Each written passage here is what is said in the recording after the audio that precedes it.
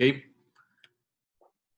muy buenos días, jóvenes. Hoy vamos a hablar sobre los tejidos fundamentales. La primera lección que vamos a tener, principalmente nos vamos a enfatizar en lo que son los epitelios, que son tejidos que revisten la mayoría de nuestros órganos en nuestro cuerpo, ya sea para brindar protección, para dar una barrera, para facilitar el transporte de algunas sustancias, y puede estar en la parte externa de nuestros órganos o en cavidades como nuestra cavidad gástrica, adentro del estómago, los intestinos, de los bronquios, de nuestra vejiga.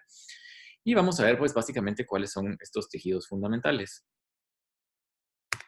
Eh, primero tenemos, em, primero tenemos a em, cuatro tipos de tejido principales, ¿sí?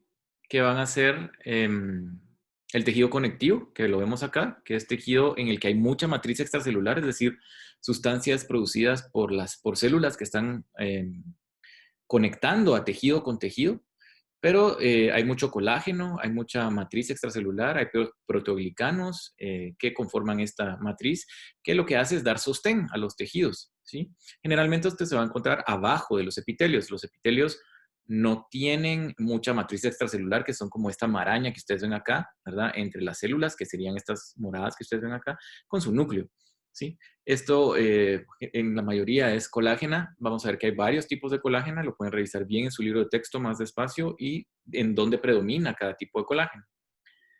El tejido epitelial es el que vamos a enfatizar el día de hoy, que es el tejido que reviste a cavidades, reviste órganos para brindar protección o funcionar como barrera o para facilitar el transporte de algunas sustancias a través de las células.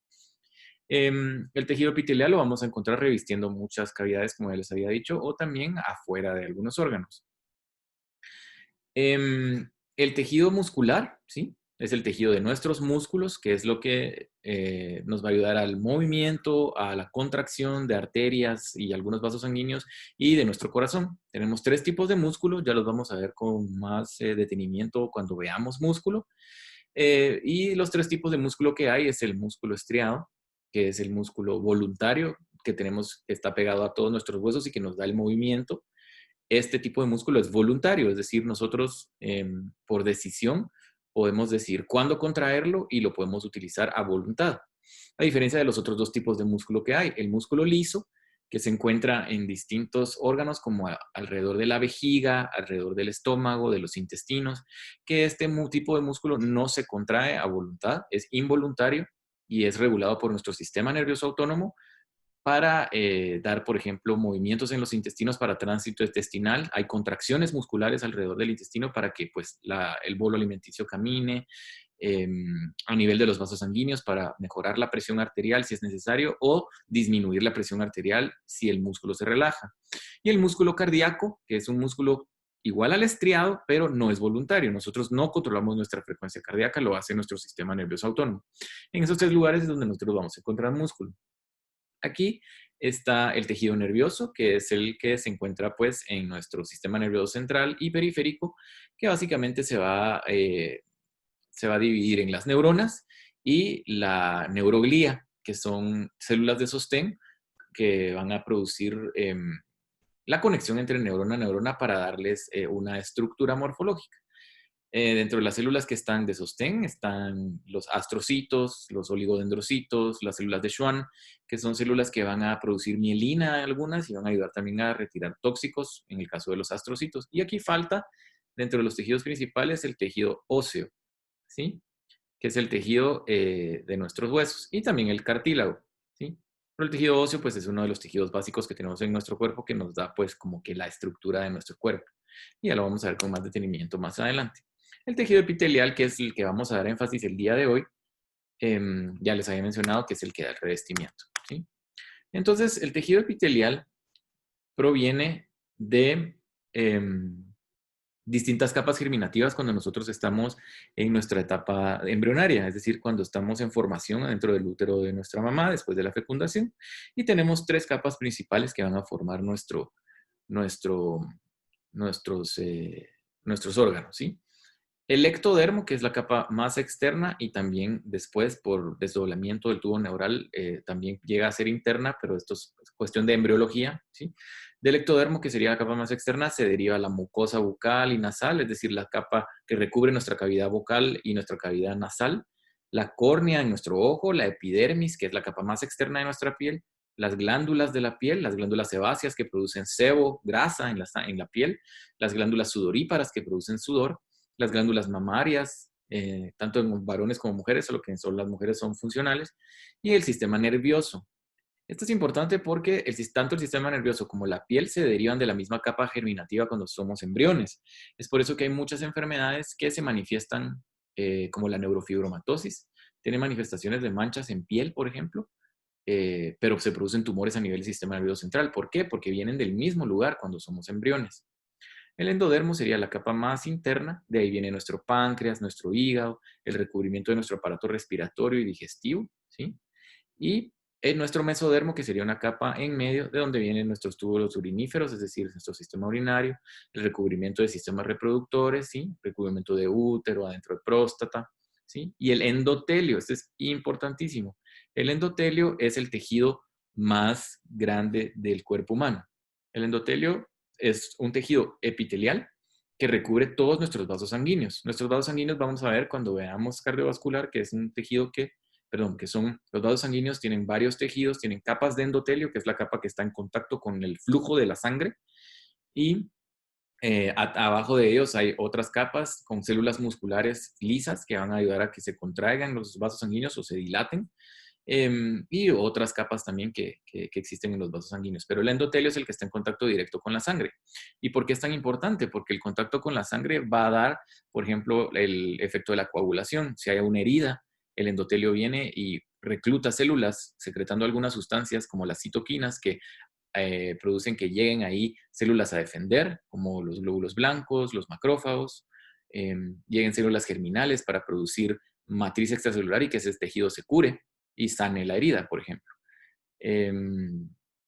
Y pues adentro de nuestra sangre, pues ustedes saben que hay glóbulos blancos, rojos, plaquetas, ya lo vamos a ver en fisiología 2, que pues deben estar en contacto íntimo con este tipo del endotelio para múltiples funciones. Si recordamos cuando hablamos de tejido, ¿sí? Refrescándoles biología, tejido es una agrupación de células, ¿sí? Y la agrupación de tejidos dan lugar a los órganos y la agrupación de órganos dan lugar a sistemas, ¿sí? Y el mesotelio de cavidades corporales, eh, y mesotelio de cavidades corporales, eh, que va a estar recubriendo algunos órganos de nuestro cuerpo.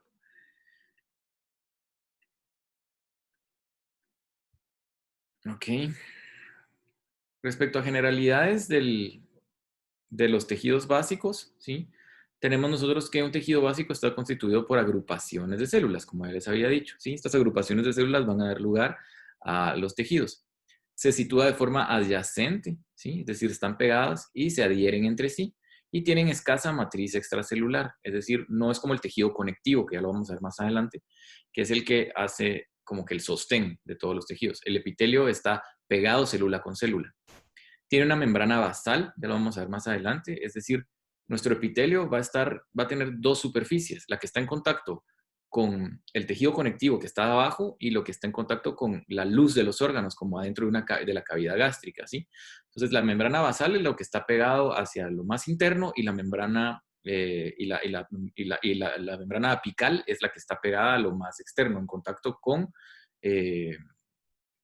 lo que entra a las cavidades, como por ejemplo en el estómago, la membrana apical, es decir, de los ápices, es la que está en contacto con el jugo gástrico y con los alimentos. La membrana basal está en contacto con el tejido conectivo, vasos sanguíneos y células nerviosas y otro tipo de células que se encuentran en la matriz extracelular. En los epitelios no hay vasos sanguíneos, ni vasos linfáticos, ni fibras nerviosas. Estos se encuentran en el tejido conectivo que está abajo de él, ¿sí? Están renovando constantemente las células, ¿sí? Y tiene dos características. Hay cohesión, es decir, hay una tendencia a estar fuertemente adheridas entre sí. Las células están pegadas fuertemente unas con la otra en su lado lateral, ¿sí? No en su lado apical ni en su lado basal, sino en su lado laterales. Están pegados unas células con otras. Y la polaridad, que pues tiene una superficie basal, adjunta al tejido conectivo, como les había dicho, y tiene una superficie apical que es libre, que va a estar en contacto con, en el caso del endotelio, por ejemplo, con la sangre. En el caso del epitelio gástrico, con la comida, con el jugo gástrico. En el caso del epitelio pulmonar, por ejemplo, en los bronquios, va a estar en contacto con el aire, ¿sí? Entonces nosotros tenemos acá como los tres tipos de capas germinales que nosotros tenemos cuando estamos en la etapa embrionaria, ¿sí? Y es como se forma nuestro tubo neural. El ectodermo, que ya les había dicho, da lugar a nuestra piel y sistema nervioso, nuestro sistema nervioso. El mesodermo, que da lugar a algunas partes de nuestro sistema urinario, sistema reproductor. Y el endodermo de la mayoría de nuestro sistema gastrointestinal, páncreas e hígado, ¿sí? Y aquí tenemos un link para un video de YouTube para que ustedes vean el desarrollo del el embrión con más detenimiento, que lo pueden buscar en su material de aprendizaje. Yo les voy a poner ahí el vínculo. Okay. El epitelio, aquí pueden ver ustedes una gráfica bastante simplificada de lo que es el epitelio, y tenemos acá lo que es la membrana apical, ¿sí? Esta membrana apical es la que está en contacto con la superficie, ¿sí? Es decir, como les decía, si es endotelio va a estar en contacto con la sangre, si es en el estómago con la comida y jugos gástricos. Y la membrana basal, que es esta que está acá, está en contacto con todo el tejido conectivo que está lleno de colágena, y aquí sí hay vasos sanguíneos y hay terminales nerviosas, ¿sí? Estas terminales nerviosas van a decirle a las células qué hacer, cómo es el funcionamiento que deben de tener, y los vasos sanguíneos van a proveer la nutrición a través de la sangre, ¿sí? Y defensa y producir coagulación si en algún momento hay alguna herida, ¿sí? Entonces nosotros tenemos en la membrana basal, que va a ser donde constantemente va a haber un recambio de células. Cuando las células del epitelio son dañadas, de la membrana basal vienen células germinales para que se reproduzca y haya sanación en el epitelio, ¿sí?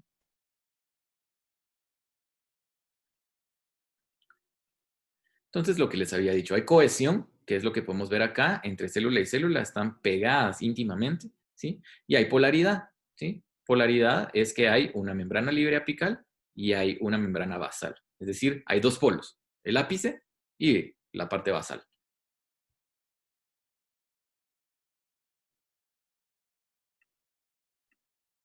Ok.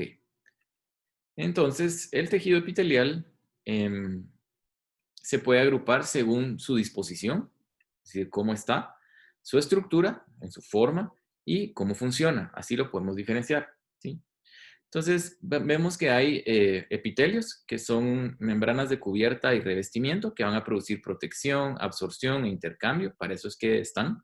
Y ustedes ven acá, esto es el ejemplo de un epitelio, por ejemplo, ¿sí? Y ustedes ven a las células que tienen una porción apical y tienen una porción basal, ¿sí? Y están pegadas íntimamente unas con otras, ¿sí? Aquí abajo encontraríamos todo el tejido conectivo, por ejemplo. Y también tenemos unas agrupaciones de células que se llaman glándulas, que van a ser masas o agrupaciones celulares que se van a encargar de secreción de algunas sustancias, como el sudor, como la leche en las glándulas mamarias, como la grasa en el sebo, en algunas glándulas sebáceas que tenemos. Entonces el epitelio se empieza a agrupar, como podemos ver acá, y se empieza como a invaginar adentro de sí mismo para venir y formar una glándula, por ejemplo, que es una entrada, por así decirlo, del epitelio. Em, y estas células van a producir algunas sustancias, ¿sí? Que van a ser secretadas, como por ejemplo a nivel, como les decía, ¿verdad? De la piel o las glándulas sebáceas. Y también hay otras glándulas que son endocrinas que van a ser encargadas de secretar hormonas, ¿sí? Las glándulas endocrinas secretan lo que producen, no a su exterior, sino a los vasos sanguíneos para que las hormonas vayan a algún lugar a producir su funcionamiento, como es el caso de la hormona tiroidea, por ejemplo. La tiroides produce una hormona, la manda a los vasos sanguíneos, y cuando la hormona tiroidea llega, por ejemplo, al músculo, el músculo aumenta su metabolismo. Si la hormona tiroidea llega al tejido adiposo, entonces también se aumenta el metabolismo. Otro ejemplo de una hormona sería, por ejemplo, la insulina, ¿sí? La insulina es producida en el páncreas por células que secretan a nivel endocrino la hormona, y esta se va a músculo también a almacenar glucosa, a tejido adiposo también, a hígado para que se almacene la glucosa como glucógeno, por ejemplo, en el músculo también, ¿sí? Entonces nosotros vamos a ver que las glándulas exocrinas, sí, sacan su contenido al exterior, como el caso de las glándulas sudoríparas, de las glándulas sebáceas. Y las glándulas endocrinas al interior, a los vasos sanguíneos, para que las hormonas vayan a funcionar a otro nivel y continúe el funcionamiento del cuerpo. ¿Sí? Pero vienen de agrupaciones de células epiteliales. Entonces, el tejido epitelial se clasifica en membranas epiteliales que van a dar protección y epitelio glandular, ¿sí? Las membranas epiteliales pueden clasificarse dependiendo del número de capas que tengan. Si solo tienen una capa, la vamos a catalogar como simple. Si tienen dos o más, se van a llamar estratificadas. ¿Por qué estratificadas? Porque tiene estratos, es decir, una, dos, tres, solo dos o más capas. En cambio, las simples solo es una capa, como es el caso de la mayoría, como es el caso del endotelio, ¿sí? Alrededor de los vasos sanguíneos solo hay una capa de células endoteliales que recubren a los vasos sanguíneos en contacto con la sangre. En el epitelio glandular va a depender de hacia dónde se secreta lo que la glándula produce. Si es hacia la superficie o al exterior, son exocrinas, como ya se las había dicho, o si es a la sangre o a la linfa, son endocrinas, que es el caso de todas las glándulas que producen hormonas, como la tiroides, como el páncreas, como los testículos, como los ovarios, como la hipófisis, como las glándulas suprarrenales, que ya lo veremos cuando miremos sistema endocrino en fisiología 2.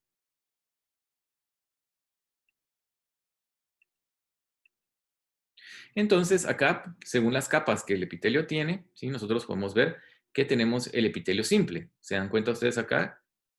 Que por cantidad de capas nosotros lo podemos clasificar.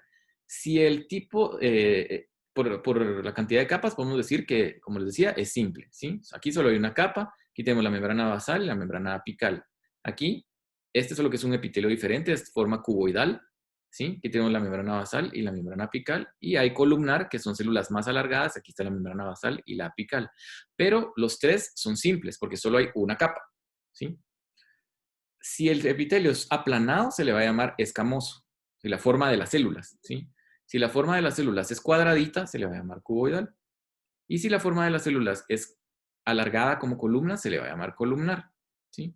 Ahora, por sus agrupaciones lo podemos llamar estratificado, como lo vemos acá, porque hay varias capas, ¿sí? Si se dan cuenta ustedes, hay células que en su parte apical van a estar en contacto con otras células, ¿sí? Y hasta la última capa está en contacto con la superficie. Y la capa más profunda es la que está en contacto con la membrana basal, ¿sí?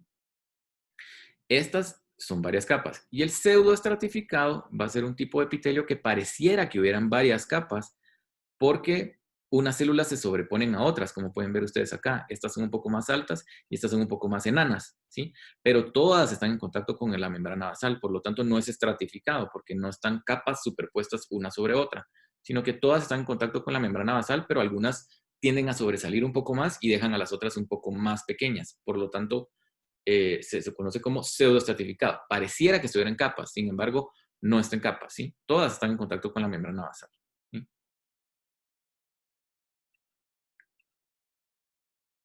Entonces, nosotros tenemos que según forma, ¿verdad? Nosotros vamos a tener células escamosas, las que son planas, cuboideas en forma de cubito y las columnares en forma de columna, ¿sí? Y lo podemos agrupar también según las capas que tiene. Si solo es una capa, es simple, y si es muchas capas, es estratificado. ¿Qué funciones va a tener el epitelio? Pues tiene muchas funciones, como les mencioné al principio.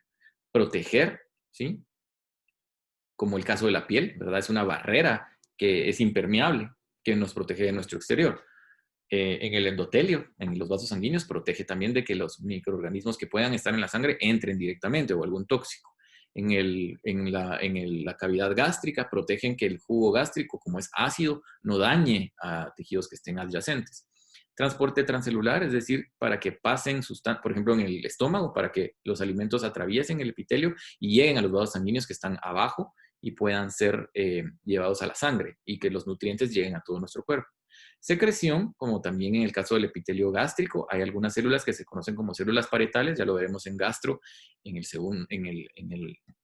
primer semestre del otro año también, que producen como el ácido clorhídrico que ayuda a la digestión, entonces secretan sustancias.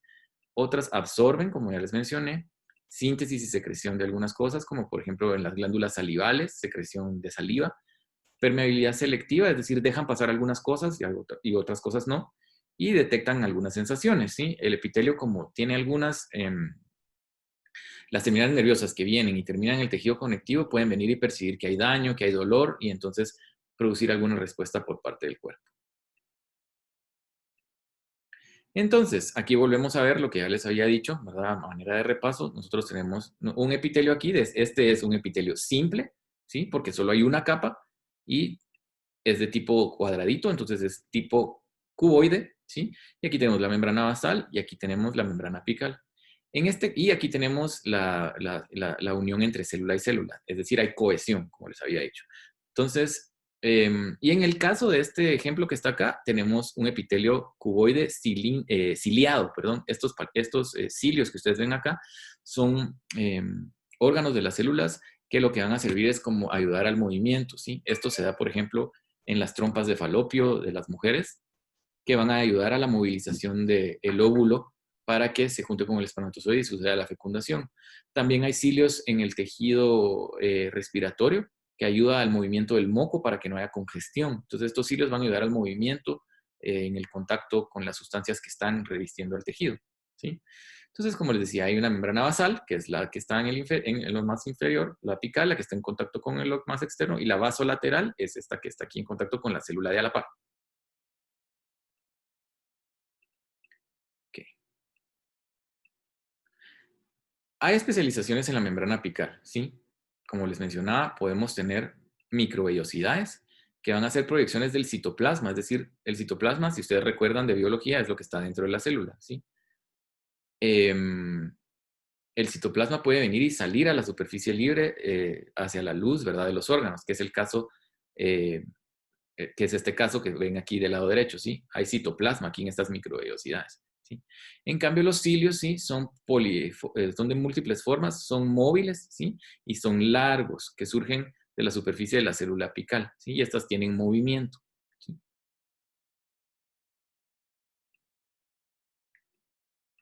En la membrana lateral nosotros vamos a ver que tenemos algunas especializaciones también. Van a mantener unidas a las células epiteliales. Hay uniones que son ocluyentes, es decir, la célula con la célula que está comunicada a la par no hay transmisión de ninguna sustancia porque está ocluida.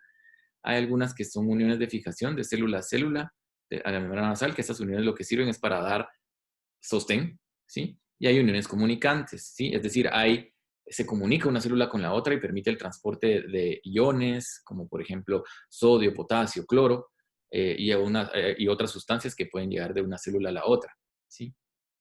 Esos son los tres tipos de uniones que hay. En relación a su función, ¿verdad? Es importante nosotros que, eh, por ejemplo, en las células que son agrupadas de manera simple, es una mínima protección, ¿sí? Y generalmente aquí hay transporte de sustancias. En el que es estratificado hay mayor protección porque hay varias capas epiteliales, ¿sí? Hay protección contra la invasión, contra la fricción, como es el caso de la piel. En la piel hay muchas capas, ¿sí? Es estratificado el epitelio. Es un epitelio escamoso estratificado, el que tenemos en la piel, por ejemplo. Entonces nosotros tenemos protección contra la fricción, por ejemplo, porque hay muchas capas. Aunque se descame a nivel microscópico, si nosotros viéramos al hacernos así, se caen células. Pero como hay varias capas, la capa que está abajo protege a la que está más abajo y más abajo y más abajo, ¿sí? Entonces, tenemos nosotros células escamosas que son delgadas y es una superficie reducida para transporte pasivo de la célula, es decir, permite el paso de algunas sustancias como agua y glucosa de una manera que no requiere de ningún ayudante para el transporte, ¿sí? Las células cuboideas y columnares frecuentemente presentan polaridad estructural y funcional, es decir, tanto en la membrana apical como basal cambia su función. Y en las membranas basales y laterales hay secreción, transporte de agua, hay comunicación de célula a célula, hay receptividad y hay uniones, como las que ya vimos con anterioridad. Pueden ser ocluyentes, pueden ser comunicantes o pueden ser de sostén. En la membrana apical hay absorción, sensaciones, secreción de sustancias como el ácido clorhídrico en el estómago y acciones enzimáticas como por ejemplo a nivel de la secreción exocrina del páncreas, porque el páncreas también produce sustancias exocrinas para la digestión, produce enzimas que nos van a ayudar a hacer la digestión de las grasas, por ejemplo, y transporte de iones.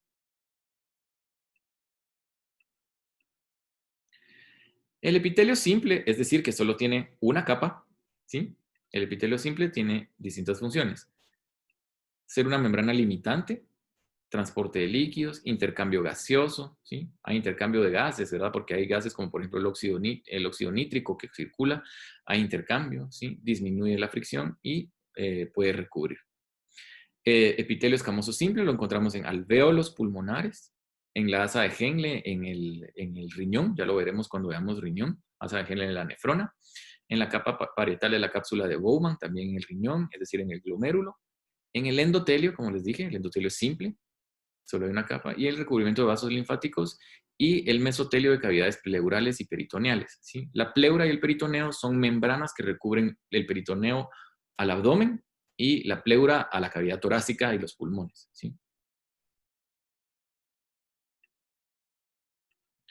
El cuboide simple, es decir, los que tienen forma de cuadrado, el epitelio tiene forma de cuadrado, cada célula es cuadrada, tienen funciones de secreción, absorción y protección, ¿sí? Y el simple, es decir, solo una capa, lo vamos a encontrar en en los conductos de algunas glándulas, en el recubrimiento del ovario y en algunos túbulos renales, ¿sí? El cilíndrico simple, es decir, solo una capa del epitelio columnar que tiene forma, por su morfología, es como columna, pero solo tiene una capa, vamos a encontrar que su función va a ser transporte, absorción, secreción, también protección. Recubre, por ejemplo, el tubo digestivo, la vesícula biliar y los conductos de grandes glándulas, ¿sí? Y puede presentar microvellosidades, como ya vimos, que son proyecciones citoplasmáticas que salen a la luz de la célula en contacto con la superficie, o pueden tener cilios que ayudan al movimiento, ¿sí? Esto se da en el útero y en las trompas de falopio u oviductos. En los conductos eferentes es donde se transporta de los testículos a la próstata eh, el esperma del varón, ¿sí? Que los cilios ayudan a que éste se mueva también hacia donde debe llegar, y en bronquios pequeños, ¿sí? Para que no se acumule moco, como ya les había hecho con anterioridad.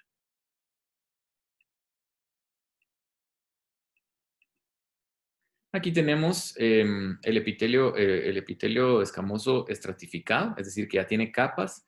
Aquí tenemos un epitelio escamoso no queratinizado, que es como sucede, por ejemplo, en la mucosa oral, en la mucosa nasal, por ejemplo. Nosotros tenemos aquí todo esto que ustedes ven rosadito, es el tejido conectivo. Aquí vemos nosotros vasos sanguíneos y mucha colágena. Lo rosado es colágena. En cambio acá, esta porción morada, todo esto que está más pegado al tejido conectivo sería la membrana basal.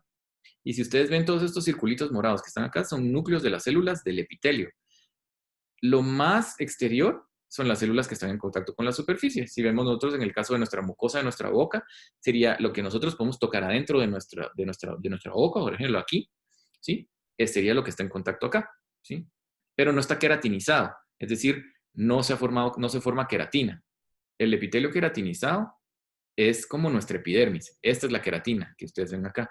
Si se dan cuenta, la agrupación celular es igual. Acá hay epitelio, aquí hay contacto con la membrana basal y tejido conectivo, y aquí hay varios núcleos de células que van pues envejeciendo hasta que llega a la última parte de las células que mueren y forman queratina. La queratina es un impermeabilizante que solo existe en la piel, ¿sí? Y esta queratina lo que hace es proteger para que no haya permeabilidad de lo que está en contacto con la piel hacia el interior, ¿sí? Ambos son epitelios escamosos estratificados, es decir, son planos y están en varias capas, pero el que está en la mucosa no tiene queratina y el que está en la piel sí.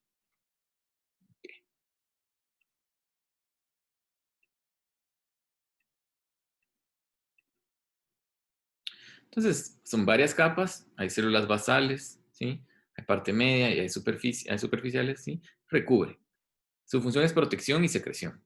Y el queratinizado, hay células muertas, como les había dicho, y el núcleo de citoplasma es sustituido por queratina, ¿sí? Y esto lo que va a hacer es impermeabilizar, como en el caso de la piel, la epidermis, ¿sí? Su función es protección, ¿sí? La piel no secreta nada. Abajo de la piel sí hay glándulas sebáceas y sudoríparas que secretan sustancias para proteger a la epidermis, pero el epitelio en sí no secreta nada. Entonces acá vemos, ¿verdad? Cuáles son las capas de la epidermis, que es el epitelio que recubre nuestra piel en la capa más externa. Y tenemos hay varios estratos, 1, 2, 3, 4 y 5. ¿Sí? El estrato germinativo es el más profundo, que es donde tenemos las células más inmaduras, donde se están replicando constantemente para luego pasar al estrato espinoso, van aplanándose cada vez más. Luego estrato granuloso, donde ya las células empiezan a entrar en un periodo de muerte, ¿sí? Y el estrato lúcido, donde ya casi mueren, ya han perdido su núcleo y hasta el final, ya después de morir, se transforma en queratina todo esto y se forma el estrato córneo, que ya no tienen núcleos estas células, y por último la pura queratina, que ya no hay para nada, hay vida celular. El epitelio estratificado en otros lugares, ¿sí? Cuando es cuboide, ¿sí? Ya hablamos del escamoso, pero si es cuboide, dos o más capas de células cuboides. ¿Y dónde hay? En los conductos de las glándulas sudoríparas. Su función va a ser absorción y secreción, ¿sí? Y el cilíndrico estratificado va a ser, tiene células basales cuboides y células en las superficies cilíndricas. ¿Y dónde podemos encontrarlos? En la conjuntiva del ojo. La conjuntiva es todo el tejido transparente que nos recubre adentro del ojo y la parte interna de nuestros párpados. Conductos excretores grandes y regiones de la uretra masculina, ¿sí? Aquí vamos a tener algún tipo de tejido cilíndrico estratificado. La función es proteger, secretar y absorber. Y el pseudoestratificado, ¿dónde lo vamos a encontrar? Lo vamos a encontrar en la tráquea, en los bronquios primarios, es decir, los bronquios grandes. Viene nuestra tráquea y se divide en dos bronquios grandes primarios, ¿sí? El izquierdo y el derecho, y esto se va subdividiendo en bronquios más pequeños hasta llegar a los bronquiolos, que son los más delgados, pero ahí no hay de este tipo de epitelio pseudoestratificado. En los bronquios grandotes, los dos primarios, sí. En las trompas auditivas, la cavidad timpánica, en la cavidad nasal, en el saco lagrimal, en la uretra masculina, en el epidídimo, que es una parte del aparato reproductor masculino en los testículos, conductos deferentes, conductos excretores de grandes glándulas, y este puede ser ciliado en algún momento en la tráquea, en trompas auditivas y en cavidad nasal, va a tener cilios, es decir, como ven aquí ustedes, esto es como pequeñas proyecciones ciliadas que van a ayudar al movimiento de sustancias. No en todos lados va a ser ciliado, ¿sí?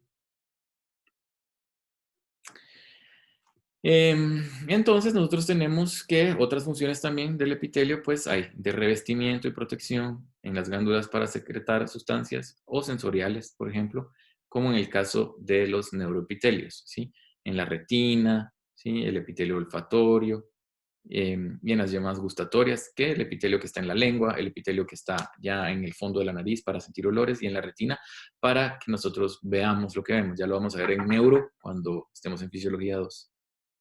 Y aquí pueden ver ustedes ejemplos de dónde hay cada tipo de epitelio. Las glándulas son invaginaciones, es decir, invaginación quiere decir que se introduce, ¿sí? Las células hacia adentro de sí mismas, ¿sí? Y forman glándulas. Ya vimos que hay exocrinas, que lo que secretan lo mandan al exterior, y endocrinas lo mandan a los vasos sanguíneos para que vayan a producir alguna función. Entonces, esto entra hasta el tejido conectivo. Si ustedes recuerdan, en toda esta porción, abajo de la membrana basal hay tejido conectivo. Las glándulas entran hasta el tejido conectivo y por eso pudieran, si son endocrinas, pudieran tener en algún momento contacto con los vasos sanguíneos, porque ahí sí hay vasos sanguíneos. Y si son exocrinas, pues van a sacarlo hacia el exterior, como es el caso de las glándulas sudoríparas, las glándulas mamarias, las glándulas sebáceas. Si hay conceptos que no tienen, vayan a refrescarlos a su libro, por favor. Si hay algo que yo he dicho, que es una glándula sebácea, una glándula sudorípara, ya pasaron biología 1, yo espero que ya lo sepan, entonces váyanlo a leer si no han comprendido. Las glándulas, como ya les había dicho, sí, a medida de repaso les pongo esta gráfica. Tenemos exocrinas, sí, que son las que secretan hacia el exterior, y endocrinas que van hacia el interior. Las exocrinas, vamos a ver las que secretan moco, las que secretan sustancias cerosas, ¿sí? Y hay glándulas mixtas que secretan moco y cuestiones cerosas, ¿sí?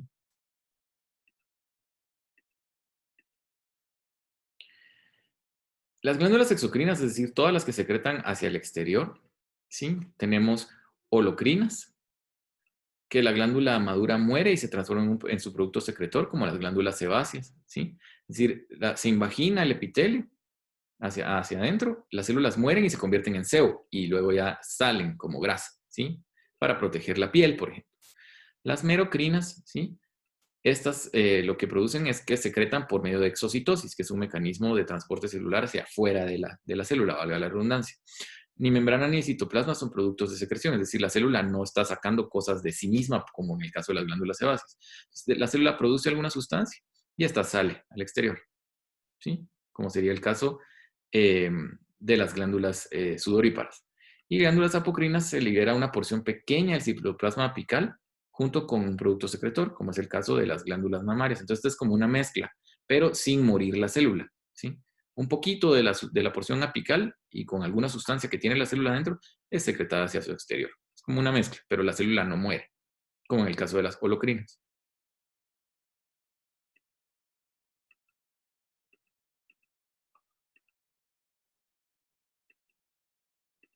Las glándulas exocrinas unicelulares, es decir, que solo tienen una célula, em, se encuentran en el tubo digestivo, vías respiratorias, ¿sí? Y producen lubricación y protección, ¿sí? Producen moco para proteger, lubrican para que mismas sustancias que el mismo cuerpo produce no se dañe, ¿verdad? Y liberan la mucina, que es como de donde viene el moco, ¿sí?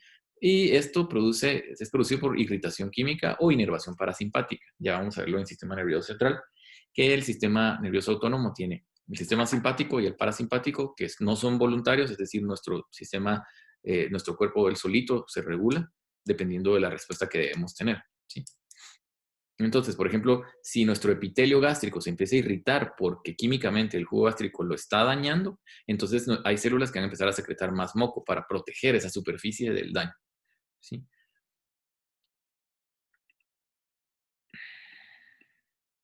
Hay glándulas exocrinas que son multicelulares, es decir, que tienen muchas células, ¿sí?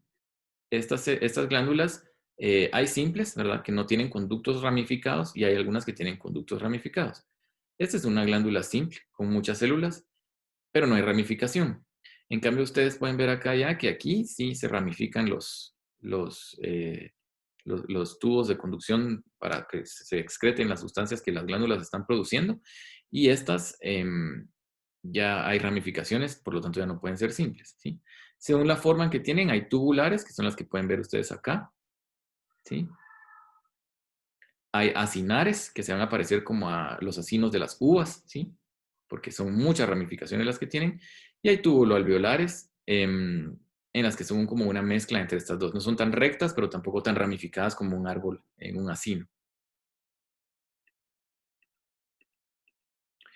Vamos a ver que las células, sobre todo a nivel de el endotelio, por ejemplo, van a producir sustancias que se llaman citoquinas o citocinas, como quieran llamarles. Estas sustancias son producidas como que para hacer señalamiento. Es decir, por ejemplo, hay un daño a nivel del endotelio, el endotelio secreta citoquinas que llama a glóbulos blancos para que lleguen ahí a defender. Em, Esto produce que haya inflamación, ya vamos a ver cuando veamos inflamación. Y la inflamación lo que produce es que lleguen células tanto a defender a la herida, a reparar y también que se dé la coagulación para que deje de sangrar. Entonces las citoquinas son como sustancias que llaman a otras células para que lleguen ahí. Es a eso a lo que me refiero cuando les pongo acá señalamiento, ¿sí? Es decir, dan una guía, es decir, te necesitamos acá, ven acá a reparar la herida. Entonces el endotelio secreta citoquinas para que lleguen células a reparar, a defender. Según la distancia que estas citoquinas vayan a hacer el llamado de otras células para que hagan un funcionamiento, si es dentro de ellas mismas, se le conoce como autocrino, ¿sí? Si es cerca, pero no pegado, ¿verdad? Se le conoce como paracrino. Y endocrino es como, en el caso de las hormonas, que van a hacer un llamado a funcionamiento a distancia. Por ejemplo, nuestra glándula tiroides secreta hormona tiroidea, pero puede ir a funcionar hasta el hígado, lejísimos, ¿verdad? Para que aumente el metabolismo, por ejemplo. Están alejados, ¿sí? Entonces, autocrino es cuando la misma célula produce un efecto local para que el efecto sea a sí mismo. Paracrino es cuando la célula produce un efecto, pero cercano. Y endocrino es cuando se secreta a los vasos sanguíneos para que haya un efecto a un nivel muy lejano. Es decir, de la tiroides al hígado, por ejemplo, hay mucha distancia. Las glándulas endocrinas, pues, perdón, las glándulas endocrinas, ¿qué van a hacer? Pues estas, como ya les había mencionado, son las que tienen mayor distancia cuando producen alguna sustancia para el funcionamiento de nuestro cuerpo y liberan secreciones a los vasos sanguíneos, como les había dicho. Ejemplos, las glándulas suprarrenales, que son las que producen esteroides, producen mineralocorticoides y también producen algunas catecolaminas como adrenalina y noradrenalina. La hipófisis, que es la glándula por excelencia, la que regula todas las demás, esta se encuentra en nuestro sistema nervioso central. La tiroides, la paratiroides, que regula el recambio de fósforo y calcio. La pineal, que es la que se encarga de producir melatonina, que es la que nos da la hormona del sueño. Los ovarios, ¿sí? Que producen las hormonas eh, eh, sexuales de la mujer. La placenta, que produce muchísimas hormonas cuando hay un embarazo, ¿sí? Este es un órgano endocrino transitorio porque no siempre hay placenta, solo cuando hay embarazo. Y los testículos en el varón que producen testosterona, hormonas sexuales del varón.